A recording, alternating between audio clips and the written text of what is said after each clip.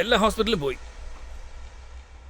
അവസാനം ഒരു ആശുപത്രിക്കാർ പറഞ്ഞു വെടിയേറ്റൊരു ഗ്യാങ്സ്റ്ററിനെ ഇവിടെ കൊണ്ടുവന്നിരുന്നു. പക്ഷേ അയാളെ കൊണ്ടുവന്ന ഉടനെ ജീവൻ പോയി. ആളെ തിരിച്ചറിയാനായിട്ട് എൻ്റെ അമ്മ അവരകത്തേക്ക് കൂട്ടിക്കൊണ്ടുപോയി. അപ്പോഴാണ് എനിക്ക് മനസ്സിലായത് എൻ്റെ അച്ഛനൊരു ഗ്യാങ്സ്റ്ററാണെന്ന്. നിങ്ങളെപ്പോലൊന്നുമല്ല, ഒരു ചെറിയ കുഞ്ഞൻ, ഒരു സ്മോൾ ടൈം ഗ്യാങ്സ്റ്റർ. അമ്മ എന്നെ അച്ഛനെ കാണാൻ സമ്മതിച്ചില്ല.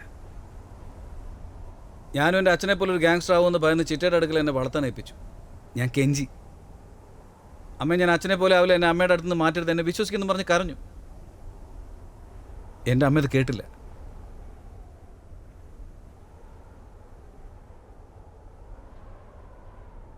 എന്നെ ട്രെയിനിൽ കയറ്റിവിട്ട് അവർ ജീവനൊടുക്കി.